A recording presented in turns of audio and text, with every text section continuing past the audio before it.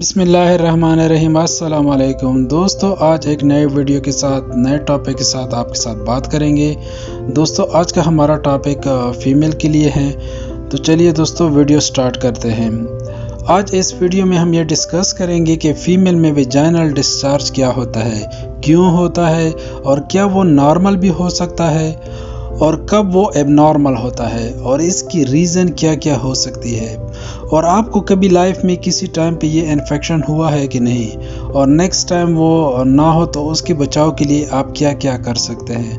تو دوستو اس ویڈیو کو اینڈ تک ضرور دیکھنے، کیونکہ آپ اس ٹاپک کو پوری طرح سے سمجھ سکو۔ تو بات کرتے ہیں ویجائنل ڈسچارج کیا ہوتا ہے۔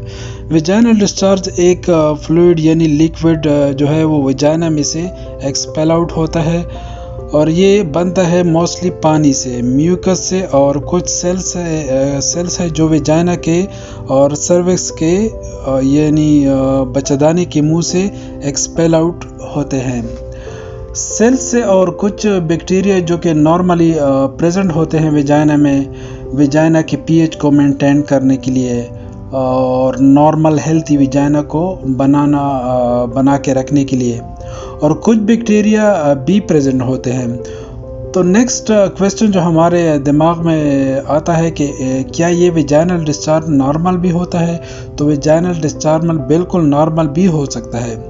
کچھ اماؤنٹ کا ڈسچارج یعنی 2 to 5 ml تک اگر آپ کے ڈسچارج ہوتا ہے، اور وہ کلیئر وائٹ ڈسچارج ہو، اور وہ کوئی بدبو اس میں نہ ہو، اور وہ ڈسچارج سے آپ کو کہیں جلن یا کھجلی یا کوئی سمٹم نہ ہو رہے ہو، تو وہ ڈسچارج بالکل نارمل ہوتا ہے۔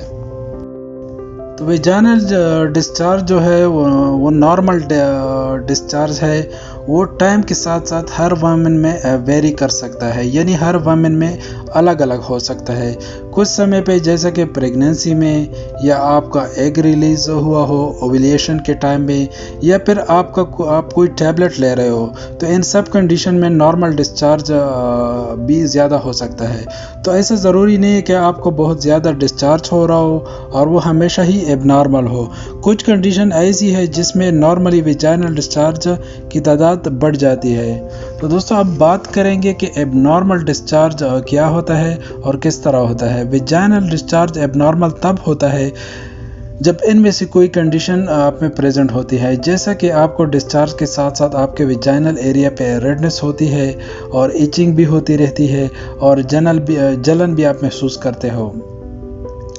ڈسچارج میں سے بیڈ سمیل آتی ہے، اور یا آپ کی ڈسچارج تک ہو گئی ہو، یعنی دہی جیسی گاڑھا پن ہو گئی ہو، اور یا پھر اس میں سے آپ کو جاگ دکھائی دیتے ہو، گرین کلر کا، یلو کلر کا، یا کلر میں کوئی چینجز آئی ہو، اور آپ کو پین رہتی ہے نچلے حصے میں، اور یا آپ کو انٹرکورس کے ٹائم میں جلن ہوتی رہتی ہے، اور یا آپ کے پارٹنر میں بھی کوئی سمپٹمز ہو۔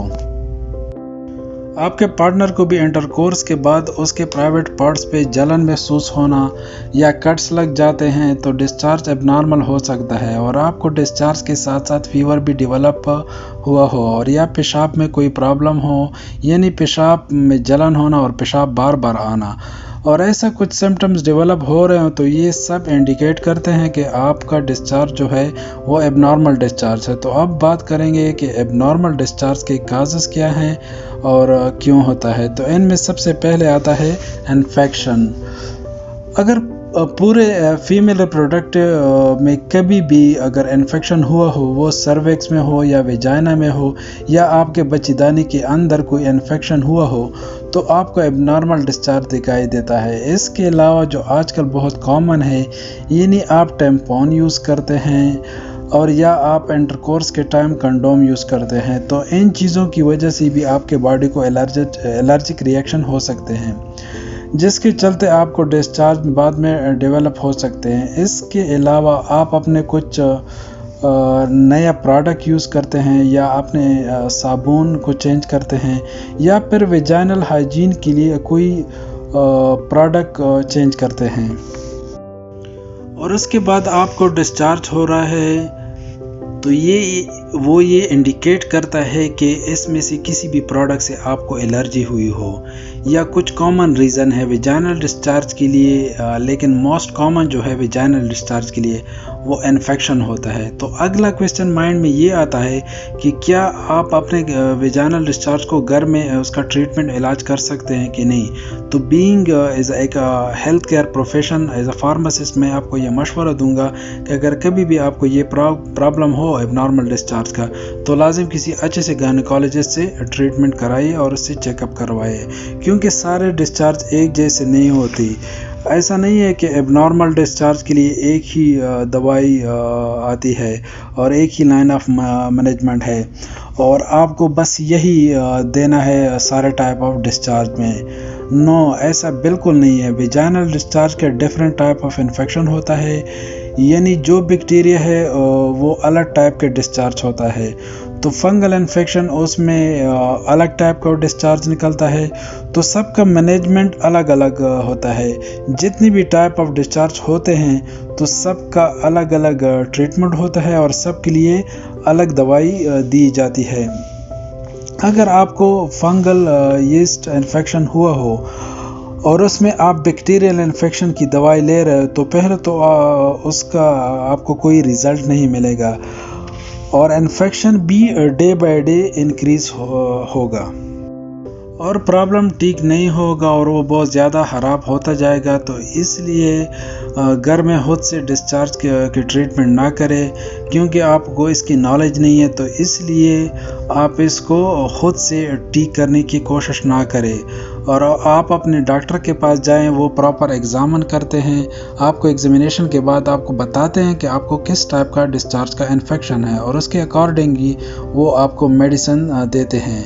अगर आपके पार्टनर को भी कोई सिम्टम्स हो, यानी उसको कोई जलन हो प्राइवेट पार्ट्स पे, या कोई कट्स हो, या दाने एक्सेट्रा हो, या उनको भी डिस्चार्ज का प्रॉब्लम हो, तो उनको भी साथ साथ ट्रीट किया जाता है। क्योंकि एक पार्टनर को ट्रीट करे और दूसरे को ना करे तो फिर एक दूसरे से इन्फेक्शन की ट्रांसमिशन चलती रहती है।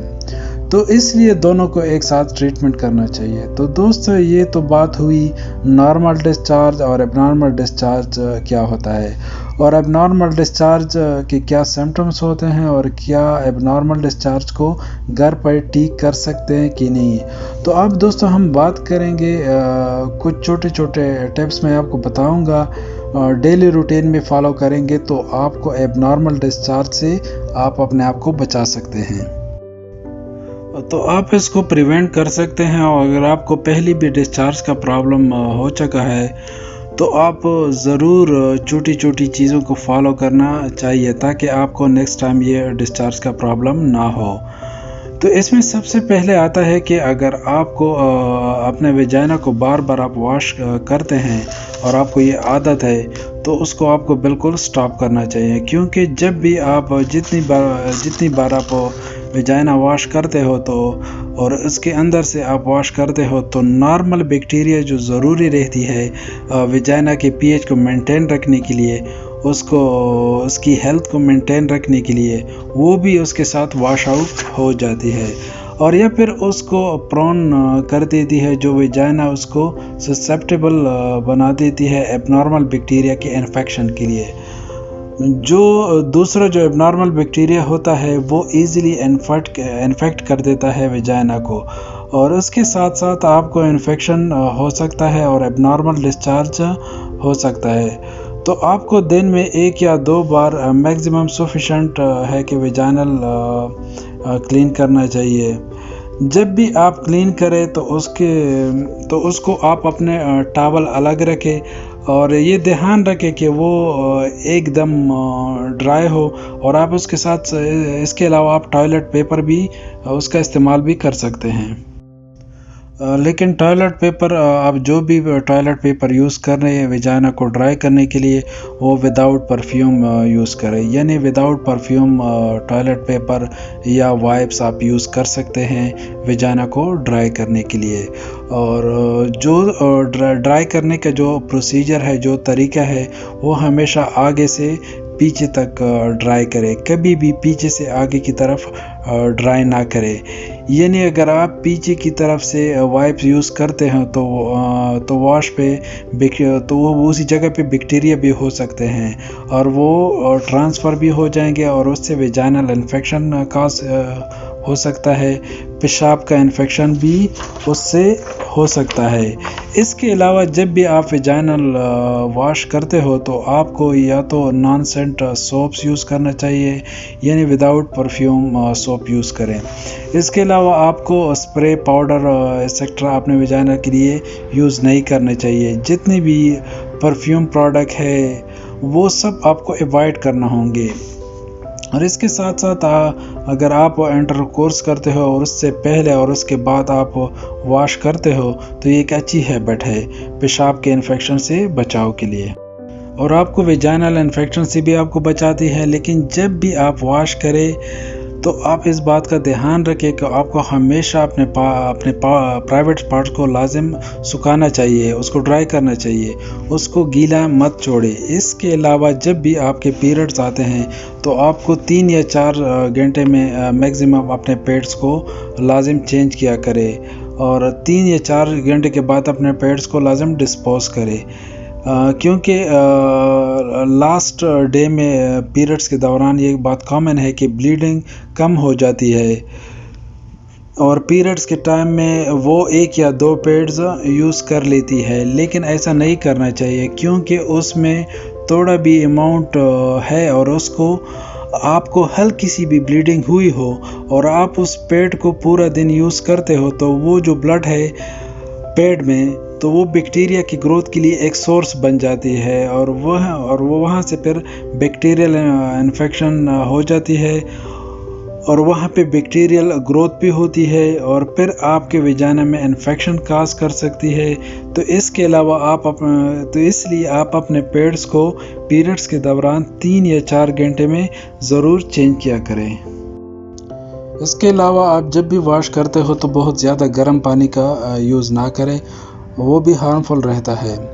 हल्का मीडियम टाइप पानी यूज़ करें और उससे आप अपने प्राइवेट एरिया को वॉश कर सकते हैं। तो दोस्तों इस वीडियो में मैंने आपको बताया कि वेजाइनल डिस्चार्ज के बारे में कि नॉर्मल डिस्चार्ज क्या होता है और एबनॉर्मल डिस्चार्ज क्या होता है, और ये भी आपको बताया कि इसके प्रिवेंशन के लिए आप क्या कर सकते हैं। तो दोस्तों वीडियो के आखिर में मैं आपको ये फिर बताऊंगा कि घर में बिल्कुल ट्रीटमेंट ना करें इस बीमारी का, लाजिम किसी अच्छी सी गायनेकोलॉजिस्ट से रब्ता करें और उससे अपना चेकअप करवाइए। तो दोस्तों ये थी हमारी आज की वीडियो, आज का टॉपिक। दोस्तों अगर वीडियो पसंद आए तो अपने दोस्तों के साथ लाजिम शेयर करें और हमारे चैनल को लाजिम सब्सक्राइब करें। Thank you.